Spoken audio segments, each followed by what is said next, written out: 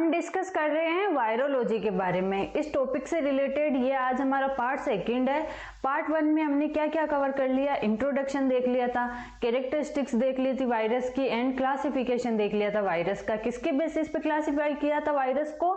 Nucleic acid के basis पे हमने दो कैटेगरी में वायरस को क्लासिफाई किया था, DNA virus and RNA virus.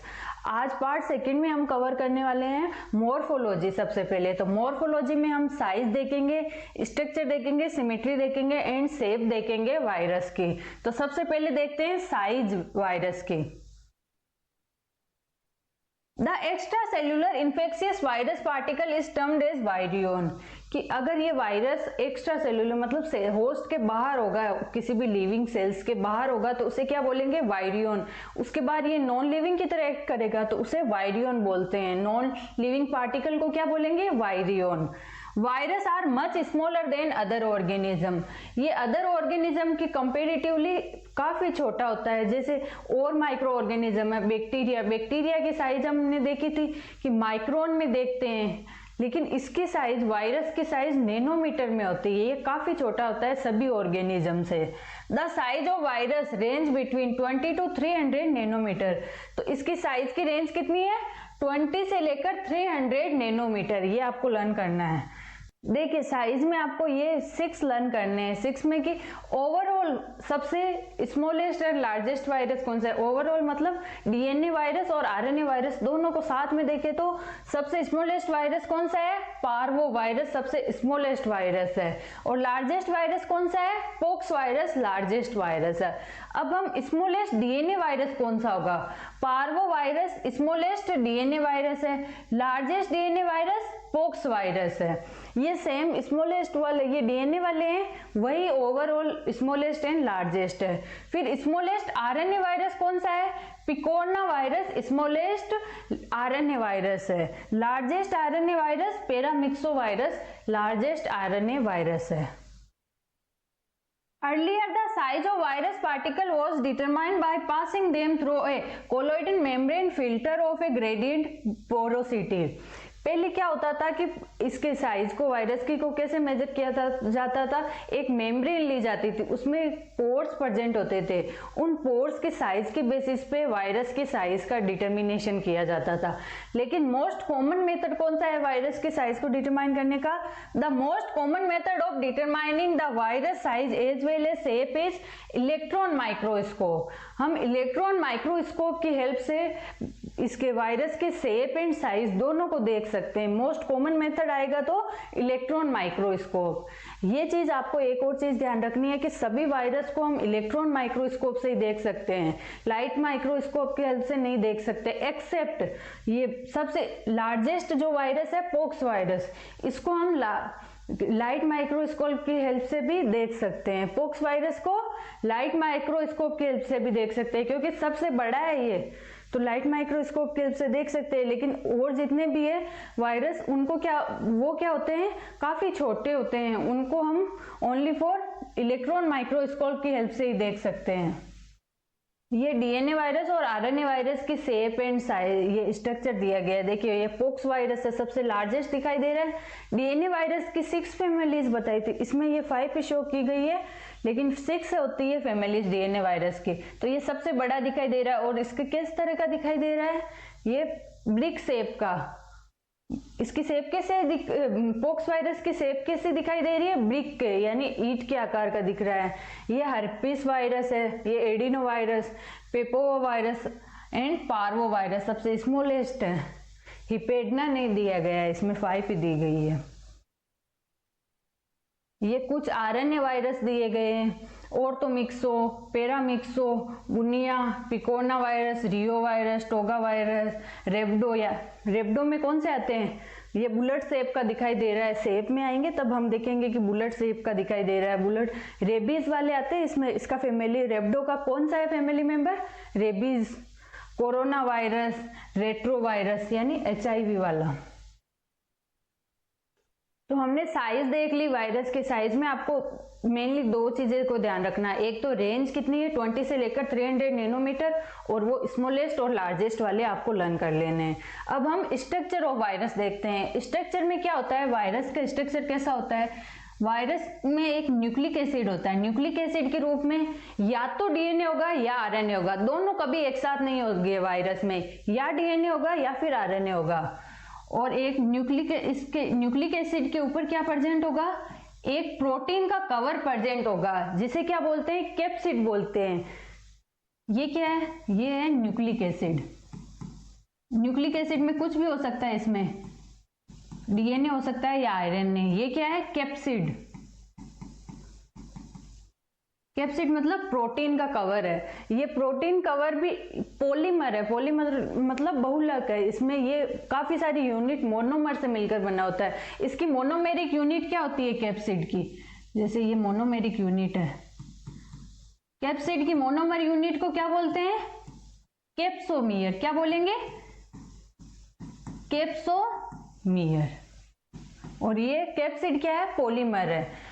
और इसके ऊपर एक एनवेलप प्रेजेंट हो सकता है। ये एनवेलप कुछ एग्जांपल है जिन पे तो एनवेलप प्रेजेंट है, कुछ एग्जांपल है जिन पे एनवेलप अब्सेंट है। अभी हम देखने वाले हैं कौन से पे एनवेलप अब्सेंट है, कौन में एनवेलप प्रेजेंट है। तो सबसे पहले हम देखते हैं a nucleic acid enclosed with in a protein coat called capsid, कि हमने बताया था कि इसमें न्यूक्लिक एसिड होता है। न्यूक्लिक एसिड पे क्या प्रेजेंट होता है, एक प्रोटीन का कोट प्रेजेंट होता है जिसे कैप्सिड बोला है। The capsid enclose the nucleic acid is called nucleocapsid. जब ये न्यूक्लिक एसिड न्यूक्लिक एसिड को ये कैप्सिड कवर करके रखता है, उसे क्या बोलते हैं, न्यूक्लियोकैप्सिड बोलते हैं। फिर उसे the nucleic acid is protected by capsid from harmful environment agents. ये कैप्सिड प्रोटीन का बना है, ये किससे प्रिवेंट करता है, न्यूक्लिक एसिड को कोई भी हार्मफुल इन्वायरमेंटल एजेंट है उनसे प्रिवेंट करके रखता है। The morphological unit of capsid are termed as capsomere present in large number. Morphological unit मतलब मोनोमेरिक यूनिट इसके कैप्सिड की क्या है, कैप्सोमियर। और ये पॉलीमर है capsid. Virions are either enveloped और नॉन एनवेलप्ड, कि ये एनवेलप्ड भी हो सकता है और non enveloped. Virions are either enveloped और नॉन एनवेलप्ड, यानी इनके ऊपर एनवेलप प्रेजेंट भी हो सकता है और कुछ पे एनवेलप अब्सेंट भी होता है। The envelope is derive from the host cell membrane where the host cell release the virus by budding. ये एनवेलप कहाँ से आता है, ये होस्ट सेल की मेम्ब्रेन से ही आता है। इसके ऊपर वायरस के ऊपर ये किसी भी होस्ट सेल में ग्रो कर रहा है तो उसके जब वो बाहर निकलता है बड के रूप में, तब तो वो मेम्ब्रेन से अपने ऊपर एक कवर बना लेता है जिसे एनवेलप बोलते हैं। द एनवेलप सरफेस में have projecting spikes of protein सब यूनिट कॉल्ड पेप्लोमर्स। क्या होता है, वो एनवेलप जिसमें एनवेलप प्रेजेंट होगा उनमें किन्हीं किन्हीं पे एक स्पाइक यानी कांटेनुमा स्ट्रक्चर प्रेजेंट होगी जिसे क्या बोलते हैं, पेप्लोमियर बोलते हैं। किस तरह से डायग्राम में दिखाते हैं, देखिए इसमें शो किया गया है। ये क्या है, न्यूक्लिक एसिड है। न्यूक्लिक एसिड के ऊपर ये प्रोटीन कवर है। ये ध्यान रखना, एनवेलप तो अब्सेंट भी हो सकता है, प्रेजेंट भी हो सकता है, लेकिन हमेशा कैप्सिड सभी वायरसेस में प्रेजेंट होगा। ये इंपॉर्टेंट है कि कैप्सिड तो सभी पे प्रेजेंट होगा। एनवेलप ये बाहर वाली कवरिंग है, ये किसी वायरस में एब्सेंट होगी और किन्हीं में प्रेजेंट होगी, लेकिन ये कैप्सिड है वो हमेशा प्रेजेंट होगा।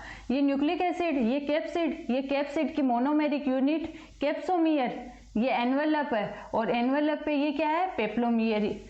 प्रोटीन की सब यूनिट है, ये पेप्लोमियर स्पाइक के रूप में कांटेनुमा, ये इस तरह से दिखाया गया है इसमें। अब हम देखते हैं कि कौन कौन से पे एनवेलप प्रेजेंट होता है, कौन कौन से एग्जाम्पल ऐसे हैं जिन पे ये एनवेलप अब्सेंट होगा। तो डीएनए वायरस होंगे कुछ ऐसे जिन पे एनवेलप प्रेजेंट होगा, कुछ आरएनए में ऐसे होंगे। डीएनए में और आरएनए में सेम। आपको क्या करना है, नॉन एनवेलप वाले लर्न कर लेना है, तो जो बाकी होंगे वो एनवेलप में आ जाएंगे, क्योंकि नॉन एनवेलप वाले एग्जाम्पल्स कम है, इसलिए आप ये लर्न कर लेना। डीएनए वायरस में कौन कौन से वायरस है, डीएनए में ये ध्यान रखना 6 फैमिलीज है और आरएनए में 15 फैमिलीज है। उनमें से डीएनए वायरस में कौन से नॉन एनवेलप फैमिलीज है, इसको आप डायरेक्ट भी लर्न कर लेना, ये एक निमोनिक भी दी गई है, इसमें एप से लर्न कर लेना। एप से, ये ए से क्या होगा, एडिनो वायरस, पी से क्या होगा, पेपोवा वायरस एंड पार्वो वायरस। ये 3 है जिन पे नॉन एनवेलप यानी एनवेलप अब्सेंट होता है, तो ये आप लर्न कर लेना। ये आरएनए वाले में भी 3 है जिन पे एनवेलप अब्सेंट होता है, तो इसके लिए निमोनिक क्या है, सीपीआर। तो सी से क्या होगा, केल्की वायरस होगा, पी से पिकोरना होगा, आर से रियो। ये सब आपको लर्न कर लेने हैं। हमने वायरस की साइज एंड स्ट्रक्चर देख लिया है। अब हम देखते हैं वायरस की सिमेट्री। वायरस की सिमेट्री में आपको ये ध्यान रखना है, सिमेट्री और शेप में आपको कंफ्यूज नहीं होना है। शेप अलग चीज है, सिमेट्री अलग है। सिमेट्री किसके बेसिस पे होती है कि इसके ऊपर जो हमने देखा था प्रोटीन का कोट कैप्सिड, वो किस तरह से अरेंज है, वो उसका अरेंजमेंट के बेसिस पे हम सिमेट्री का डिसाइडेशन करते हैं। वायरस में मेनली 3 टाइप की सिमेट्री प्रेजेंट होती है, icosahedral, helical symmetry and complex symmetry. ये 3 सिमेट्री प्रेजेंट है वायरस के अंदर। 3 type of symmetry are determined by the arrangement of capsid around the nucleic acid. Symmetry किसको डिसाइड करती है कि कैप्सिड का किस तरह से अरेंजमेंट है, उसके बेसिस पे हम सिमेट्री को क्लासिफाई करते हैं। देखिए कि कौन कौन सी है, हेलिकल सिमेट्री है, इकोसाहेड्रल एंड कॉम्प्लेक्स। हेलिकल को स्पाइरल भी बोलते हैं और इकोसाहेड्रल को क्यूबिकल बोलेंगे, और इसको कॉम्प्लेक्स वाली को पॉलीहेड्रल भी बोल सकते हैं और स्फेरिकल भी बोलते हैं। हेलिकल सिमेट्री में क्या होता है, प्रोटीन सब unit packed in A close cylindrical pattern. जो ये प्रोटीन की सब यूनिट थी यानी कैप्सोमियर्स, वो कैसे अरेंज होंगे, कैप्सोमियर से मिलके कैप्सिड बनेगा, तो वो कैप्सोमियर एक सिलेंडर के रूप में अरेंज होते जाएंगे और कैप्सिड बनाएंगे, तो वो कैसी सिमेट्री हो जाएगी, हेलिकल सिमेट्री। और क्यूबिकल या इकोसाहेड्रल में क्या होगा, protein arrange in A hexagonal सब यूनिट। हेक्सागोनल सब यूनिट में के रूप में ये प्रोटीन प्रेजेंट होंगे। हेक्सागोनल कैसे, देखो इस तरह से, इस टाइप से ये प्रेजेंट होंगे। इसमें ये ऐसे ट्राइंगल बने होंगे, ये 12 ट्राइंगल के रूप में होंगे, तो इस स्ट्रक्चर को हेक्सागोनल बोलते हैं। इस तरह से ये प्रेजेंट होंगे। इकोसाहेड्रल की सिमेट्री इस तरह से होगी। जैसे भी हम अभी इनके डायग्राम देखने वाले हैं। और कॉम्प्लेक्स सिमेट्री में क्या होता है, नॉट प्योरली हेलिकल और icosahedral but with some extra structure. ये ना तो प्योरली हेलिकल होंगे ना ही इकोसाहेड्रल होंगे, इसमें कुछ एक्स्ट्रा स्ट्रक्चर होंगे, तो वो कॉम्प्लेक्स सिमेट्री में आ जाएंगे। अभी हम डायग्राम के थ्रू इन तीनों सिमेट्री को वैसे भी देखने वाले हैं। तो ये कॉम्प्लेक्स सिमेट्री में क्या होता है, नॉट प्योरली हेलिकल और icosahedral but with some extra structure. इसमें कॉम्प्लेक्स में ना तो ये प्योरली हेलिकल की तरह दिखाई देती है, ना ही प्योरली इकोसाहेड्रल की तरह दिखाई देती है। इसमें कुछ एक्स्ट्रा स्ट्रक्चर प्रेजेंट होते हैं। किस तरह से, देखिए इस डायग्राम में जो दिखाई गई है वो कैसी है, हेलिकल स्ट्रक्चर है। इसमें ये इधर यहाँ लिखने में हो गया, ये हेलिकल होगी, ये इकोसाहेड्रल होगी। तो ये हेलिकल है और ये इकोसाहेड्रल है। इसमें ये 12 ट्राइंगल प्रेजेंट होंगे इसके अंदर, शेप के अंदर। और इसमें कॉम्प्लेक्स, इसे स्फेरिकल भी बोलते हैं या कॉम्प्लेक्स। इसमें क्या है, ये देखिए ना तो ये प्योरली इकोसाहेड्रल की तरह दिखाई दे रही है, ना ही प्योरली इसकी तरह हेलिकल की तरह दिखाई दे रही है। इसमें कुछ ऐसे नेक वाले रीजन में हो गए, ऐसे ये कुछ एक्स्ट्रा स्ट्रक्चर प्रेजेंट होते हैं, इसलिए इसे कॉम्प्लेक्स स्ट्रक्चर बोलते हैं। ये तीनों सिमेट्रीज है। ये कौन सी है, helical, icosahedral and complex symmetry. अब हम देखते हैं कि कौन कौन से वायरसेस में कौन सी सिमेट्री प्रेजेंट होती है। All DNA virus whether enveloped और non enveloped have icosahedral symmetry except pox virus which have complex symmetry. इसमें क्या बताया गया है, जितने भी डीएनए वायरस है, डीएनए वायरस की 6 फैमिलीज बताई थी, आरएनए की 15, तो जितनी भी 6 फैमिलीज है उन सब का शेप, ये सिमेट्री कैसी होती है, इकोसाहेड्रल सिमेट्री होती है।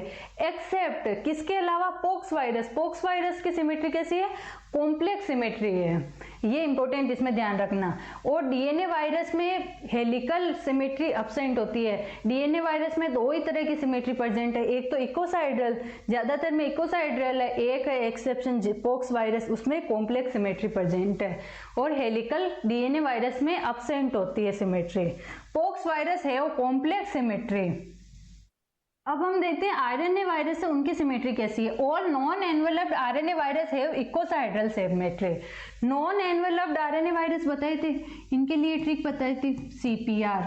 केल्की वायरस ये पिकोना वायरस एंड रियो वायरस, इनकी सिमेट्री कैसी होती है? इकोसाहेड्रल। इन 3 की तो इकोसाहेड्रल सिमेट्री होगी। इनके अलावा ऑल एनवेलप्ड आरएनए वायरस है हेलिकल सिमेट्री। तो ये तो नॉन एनवेलप्ड वाली की तो सिमेट्री कैसी है? इकोसाहेड्रल। और जो एनवेलप्ड आरएनए वायरस है उनकी सिमेट्री हेलिकल सिमेट्री है।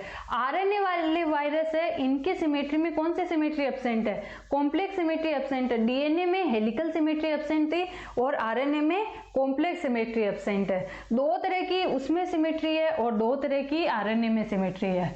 एक बार फिर से इन दोनों को बता देती हूँ। डीएनए में देखिए कौन कौन सी सिमेट्री प्रेजेंट है? 2 तरह की सिमेट्री प्रेजेंट है आरएनए में। एक तो इकोसाहेड्रल और एक कौन सी थी? कॉम्प्लेक्स। कॉम्प्लेक्स का तो एक ही एग्जांपल था। क्या एग्जांपल था इसका कॉम्प्लेक्स वाले का? कॉम्प्लेक्स वाले का था पोक्स वायरस। और जितने भी थे इसके अलावा वो कैसे थे? इकोसाहेड्रल। और इसमें डीएनए वाले में कौन सी सिमेट्री एब्सेंट होती है? हेलिकल सिमेट्री एब्सेंट होती है डीएनए वायरस में। ये आपको ध्यान रखने हैं। अब हम देखते हैं आरएनए वायरस। आरएनए वायरस में कौन सी सिमेट्रीज प्रेजेंट होती है? आरएनए वायरस में भी 2 तरह की सिमेट्री प्रेजेंट है। कौन कौन सी? एक तो इकोसाहेड्रल सिमेट्री प्रेजेंट है और एक इसमें हेलिकल सिमेट्री प्रेजेंट है। इकोसाहेड्रल में नॉन एनवेलप्ड वाले आएंगे। इकोसाहेड्रल नॉन एनवेलप्ड वाले सीपीआर वाले यानी कैल्की वायरस, पिकोना एंड रियो वायरस आएंगे। इनकी सिमेट्री कैसी होगी? इनकी सिमेट्री होगी इकोसाहेड्रल। और हेलिकल में जो बाकी 12 फैमिलीज है वो आएंगे हेलिकल में। आरएनए वायरस में कौन सी सिमेट्री एब्सेंट है? इसमें कॉम्प्लेक्स वाली सिमेट्री एब्सेंट होगी। ये आपको लर्न कर लेना है। अब हम वायरस की शेप देखते हैं। अलग अलग वायरस की अलग अलग शेप होती है। The shape of virus particle is different in different group of viruses, कि अलग अलग ग्रुप में अलग अलग शेप के वायरस प्रेजेंट होते हैं। The animal viruses are mostly spherical. Animals में जो इन्फेक्शन करने वाले वायरसेस है वो मोस्टली कैसे होते हैं? स्फेरिकल होते हैं। ये कुछ के एग्जाम्पल है जिनके स्पेसिफिक स्ट्रक्चर होते हैं, ये आपको लर्न करने हैं। पोक्स वायरस सबसे लार्जेस्ट वायरस है। इसकी शेप कैसी होती है? इस ब्रिक शेप यानी ईंट के आकार का होता है ये। रेबीज वायरस ये कैसा वायरस है? ये आरएनए वायरस है और इसकी फैमिली का क्या नेम था? रेब्डो फैमिली का मेंबर है ये rabies virus. Is a bullet shaped. और इसका शेप कैसा होता है? रेबीज वाले का बुलेट शेप होता है। Tobacco mosaic virus is rod shape. Tobacco mosaic virus कैसा होता है? Rod shape. हमने सिमेट्री में भी देखा था कि इसकी सिमेट्री का शेप कैसा था? हेलिकल शेप था। तो वो रोड की तरह दिखा देती है हेलिकल, तो वो इसका शेप हेलिकल है। और टोबैको मोजेक वायरस की सिमेट्री पूछे तो वो कैसी होगी? हेलिकल सिमेट्री होगी। शेप कैसा होगा? रोड शेप होगा। Adeno virus is space vehicle shape. Adeno virus का शेप कैसा है? स्पेस व्हीकल शेप है। और इसकी सिमेट्री हमने देखी थी। सिमेट्री कैसी थी? इकोसाहेड्रल। तो एडिनो वायरस की अगर सिमेट्री पूछे तो आपको बतानी है इकोसाहेड्रल सिमेट्री एंड शेप पूछे तो स्पेस व्हीकल शेप। देखिए ये पोक्स वायरस दिखाया गया है, ये ब्रिक के आकार का दिखाई दे रहा है और ये रेबीज बुलेट की तरह दिखाई दे रहा है ना। और ये टोबैको मोजेक वायरस ये रोड शेप के दिखाई दे रही है। इनकी सिमेट्री किस तरह की दिखाई दे रही है? हेलिकल तो सिमेट्री है और शेप कैसा है? रोड शेप है। और एडिनो वायरस ये इसका शेप कैसा है? स्पेस व्हीकल की तरह दिखाई दे रहा है शेप में तो ये। और इसकी सिमेट्री कैसी थी? इकोसाहेड्रल इसकी सिमेट्री थी। हमने वायरसेस की मोर्फोलॉजी तो कंप्लीट देख ली। अब हम देखते हैं सोर्स ऑफ वायरल इन्फेक्शन, कि वायरल इन्फेक्शन किन किन सोर्स से फैलता है ये देखते हैं। इनहेलेशन से फैल सकता है, इंजेक्शन से, बाइट से और बॉडी फ्लूइड से ये वायरल इन्फेक्शन हो सकता है। Inhalation. If an infected person sneeze or cough, the virus containing droplet may be taken up by a nearby individual during breathing. Flu or common cold is an example of viral infection that spread via inhalation. Inhalation में क्या होता है? अगर कोई भी infected person है वो sneeze करेगा या कफ यानी खांसी के थ्रू, तो ड्रॉप्स जो एक्सक्रीट हो रही है उनसे हेल्दी पर्सन में ये वायरल इन्फेक्शन हो जाता है। एग्जाम्पल क्या है? फ्लू एंड कॉमन कोल्ड इसका एग्जाम्पल है। इंजेक्शन में क्या होता है, by consuming viral containing food and drinks and individual can develop an infection. Norovirus and enterovirus are example of viral infection that spread by injection. Injection में क्या होता है, अगर हमने कोई भी वायरल कंटामिनेटेड फूड को खा लिया है या फिर हमने कंटामिनेटेड वाटर ड्रिंक कर लिया है, इसकी वजह से क्या होता है, हमें वायरल इन्फेक्शन, कोई भी हेल्दी पर्सन है उसके अंदर भी वायरल इन्फेक्शन हो जाता है. एग्जाम्पल क्या है, नोरोवायरस एंड एंटेरोवायरस. ये कैसे स्प्रेड होते हैं, इंजेक्शन के थ्रू, यानी वाटर और फूड के थ्रू ये स्प्रेड होते हैं. बाइट्स में क्या होगा, if insects and other animal carrying virus bite an individual the person may be become infected. Dengue fever and rabies are example of viral infection that spread by a bacteria bite. Sorry, तो इसमें क्या होता है कि bytes में अगर कोई भी जो भी इंसेक्ट हो गया या एनिमल हो गया, वो उसके काटने की वजह से अगर वायरल इन्फेक्शन हो गया तो वो किस में आएगा, उसका सोर्स क्या हो गया, बाइट हो गया. क्योंकि कोई भी एनिमल, जैसे इसमें एग्जांपल बताया गया है डेंगू. डेंगू में क्या होता है, डेंगू में फीमेल एडिस एजिप्टाई मॉस्किटो होता है, उसके बाइट करने की वजह से हमें डेंगू हो जाता है, डेंगू फीवर होता है. और रेबीज में क्या होता है, कोई भी डॉग या कैट के बाइट करने से रेबीज वायरस हमारी बॉडी के अंदर जाता है और फिर हमें रेबीज हो जाती है. तो उससे ये दोनों एग्जाम्पल है बाइट के. बॉडी फ्लूइड्स में क्या होता है, if body fluids of an individual are exchange with an infected person the former may develop infection. Hepatitis B and HIV are example of viral infection that spread by body fluids. इसमें बताया गया है कि body fluids, हमारी body के जो भी fluids है, जैसे ब्लड हो गया और भी बॉडी के जो भी फ्लूइड्स है, उनकी वजह से भी वायरल इन्फेक्शन स्प्रेड हो सकता है. एग्जाम्पल बताया hepatitis B and HIV. Hepatitis B में भी फ्लूइड की वजह से फैलता है और HIV भी फ्लूइड की वजह से फैलता है. हेपेटाइटिस बी, ये हेपेटाइटिस में 5 तरह के हेपेटाइटिस होते हैं, A, B, C, D and E. इनमें से B, C एंड D वो तो फ्लूइड, सेक्स एंड जैसे मदर से बच्चे में आ सकते हैं, लेकिन A और E होते हैं वो फीको ओरल रूट से फैलते हैं. तो इसमें एग्जाम्पल आपको बस हेपेटाइटिस B और HIV के ध्यान रखना है, ज़्यादा उसमें अलग से ध्यान नहीं रखना है. हेपेटाइटिस B एंड HIV क्या है, बॉडी फ्लूइड से फैलने वाले वायरल इन्फेक्शन होते हैं. जो भी हमने पार्ट 1 में एंड पार्ट 2 में कंप्लीट किया है उसको मैं एक बार समराइज कर देती हूँ. जिन जिन को हमें याद रखना है, वो जो हम भूल सकते हैं, उनको आपको क्या करना है, एक पेपर पे लिख लेना है और उसको बार बार रिवाइज करते रहना है. तो सबसे पहले तो आपको वो 6 वायरसेस के बारे में रखना है ध्यान. कौन से, सबसे पहले तो कॉमन लार्जेस्ट वायरस कौन सा था, पॉक्स वायरस. अच्छे से लिख लेना, मैं तो अभी जल्दी जल्दी ऐसे एक्सप्लेन कर रही हूँ. और कॉमन स्मॉलेस्ट कौन सा था, कॉमन मतलब कि दोनों को अगर हम RNA और DNA वायरस दोनों को साथ में देखें तो उन सब दोनों में कौन सा स्मॉलेस्ट और लार्जेस्ट है, तो वो है. और तो लार्जेस्ट वायरस कौन सा है, पॉक्स वायरस, एंड स्मॉलेस्ट है पार्वो वायरस. ये हो गई.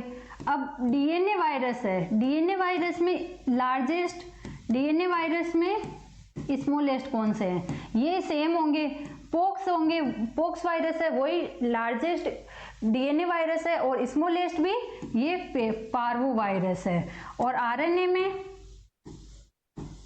लार्जेस्ट और RNA में स्मॉलेस्ट कौन से हैं, जो लार्जेस्ट है वो तो कौन सा है, पैरामिक्सो.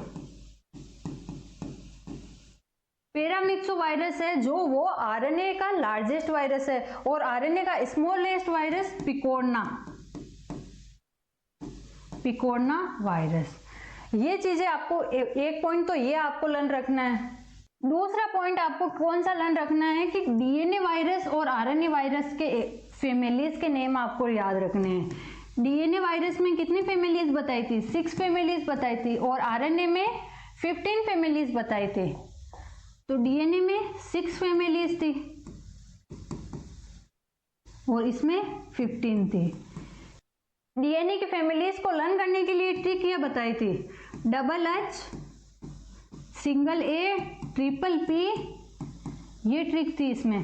तो H से hepadna, herpes virus, adeno virus, pox virus और पार्वोवायरस एंड पेपेवोवायरस, ये 6 फैमिलीज है डीएनए वायरस की, ये आपको लर्न कर लेनी है। और आरएनए वायरस की 15 फैमिलीज थी। इसके लिए ट्रिक क्या बताई थी? ABCD 4 TPH, ये ट्रिक थी आरएनए वायरस के लिए। ABCD ये तो 10 ही हुए, 15 बताइए। तो जो एक्स्ट्रा थे, डबल नेम थे, उनके लिए ट्रिक और बताई थी। वो क्या थी? CRPF, C 2 थे, R 3 थे और P एंड F 2। तो C2 F भी 2 R 3, क्योंकि आरएनए वायरस है तो R से ध्यान रख लेना, एक्स्ट्रा देना है R को। और इसमें ये P क्या हो गए? ये भी 2 होंगे। ये टोटल आरएनए की 15 फैमिलीज है, ये लर्न कर लेना आप। फिर इन डीएनए और आरएनए वायरस को डबल स्टैंडर्ड और सिंगल स्टैंडर्ड के बेसिस पे क्लासिफाई किया था। तो सभी डीएनए वायरसेस कैसे होते हैं? डबल स्टैंडर्ड होते हैं, डबल स्टैंडर्ड। एक्सेप्शन क्या था? जो स्मॉलेस्ट वायरस जो डीएनए वायरस था, यानी parvo virus, except parvo virus. Parvo virus में सिंगल स्टैंड आरएनए वायरस, ये डीएनए वायरस है, सिंगल स्टैंड डीएनए प्रेजेंट था। डीएनए में सभी डबल स्टैंडर्ड होते हैं एक्सेप्ट पार्वो वायरस, जो स्मॉलेस्ट है वो कैसा होगा? सिंगल स्टैंडर्ड होगा। आरएनए में क्या था? आरएनए में सभी सिंगल स्टैंडर्ड होते हैं, सिंगल स्टैंडर्ड थे। एक्सेप्ट क्या था? इसमें एक्सेप्ट रियो वायरस को छोड़ के जितने भी थे 14, वो कैसे थे? सिंगल स्टैंडर्ड, एक्सेप्ट रियो वायरस। ये चीज आपको और ध्यान रखनी है। फिर हमने एनवेलप्ड और नॉन एनवेलप्ड के बारे में डिस्कस किया। तो एनवेलप्ड कौन से थे? एनवेलप्ड एंड नॉन एनवेलप्ड के बारे में डिस्कस किया था आज। तो एनवेलप्ड में भी या तो डीएनए हो सकते हैं या फिर आरएनए वायरस हो सकते हैं। और इसमें भी सेम। और इसमें मैंने क्या बताया था कि नॉन एनवेलप्ड वाले आपको लर्न कर लेने हैं, एनवेलप्ड वाले जो बाकी होंगे वो एनवेलप्ड वाले हो जाएंगे। तो इसके लिए डीएनए एनवेलप्ड नॉन एनवेलप्ड के लिए ट्रिक क्या बताई थी? एप, ये ट्रिक थी। ए से एडिनोवायरस, पी से पार्वोवायरस एंड पेपोवायरस। इसमें लार्जेस्ट वाला अब्सेंट है, पी से 3 थे डीएनए में। तो पोक्स वायरस है वो अब्सेंट है, क्योंकि उस पे पोक्स वायरस पे एनवेलप प्रेजेंट होता है। आरएनए के लिए ट्रिक क्या बताई थी? CPR। सी से क्या था? केल्की वायरस एंड पी से जो स्मॉलेस्ट वाला था पिकोना वायरस, और आर से रियो वायरस। ये 3 है। वापस रियो उसमें भी आरएनए में भी बताया था कि सिंगल डबल स्टैंडर्ड का एग्जांपल था आरएनए में रियो, तो रियो और इसमें आएगा नॉन एनवेलप्ड वाले में। ये आपको लर्न कर लेना है। और आपको सिमेट्री याद रखनी है कि कौन कौन से में कौन से सिमेट्री प्रेजेंट होती है। तो सिमेट्री में हमने क्या बताया कि 3 तरह की सिमेट्री प्रेजेंट है। कैसे कैसे? Helical, icosahedral and complex symmetry. तो सभी जो डीएनए वायरस है, डीएनए वायरस के लिए क्या बताया गया है? डीएनए वायरस जितने भी है उन सब की सिमेट्री कैसी होती है? All have icosahedral symmetry, all have icosahedral symmetry. Except कौन है? मतलब जिसमें ये सिमेट्री इकोसाहेड्रल ना होके कोई दूसरी है। Pox virus. पोक्स वायरस में कौन सी सिमेट्री है? इसके अंदर कॉम्प्लेक्स सिमेट्री है। तो डीएनए वायरस में 2 ही तरह की सिमेट्री है, इकोसाहेड्रल एंड कॉम्प्लेक्स। डीएनए वायरस में कौन सी सिमेट्री एब्सेंट है? हेलिकल सिमेट्री डीएनए वायरस में एब्सेंट होगी, ये आपको ध्यान रखने हैं। आरएनए वायरस में कैसी सिमेट्री थी? आरएनए वायरस की 12 फैमिलीज है जो एनवेलप्ड वाली है, 12 एनवेलप्ड वाली है, उनकी सिमेट्री कैसी है? हेलिकल सिमेट्री है उनकी। तो और जो नॉन एनवेलप्ड वाली है 3 फैमिलीज यानी CPR, इनकी सिमेट्री कैसी है? इकोसाहेड्रल, इकोसाहेड्रल सिमेट्री प्रेजेंट है। इनमें एब्सेंट कौन सी है? आरएनए में एब्सेंट कौन सी सिमेट्री? इसमें भी 2 तरह के, इकोसा एंड हेलिकल। इसमें कॉम्प्लेक्स वाली एब्सेंट है। डीएनए में हेलिकल सिमेट्री एब्सेंट थी और आरएनए में कॉम्प्लेक्स सिमेट्री एब्सेंट है। आप इन सब टॉपिक को अच्छे से रिवाइज करते रहिए। पार्ट 3 में कुछ टॉपिक रह गए हैं, वो हम डिस्कस कर लेंगे। फिर उसके बाद जितना हमारे सिलेबस में वायरोलॉजी था वो कंप्लीट हो जाएगा। उसके बाद हम न्यू टॉपिक स्टार्ट करेंगे। आई होप ये सब आपको समझ आ रहा है। Thank you.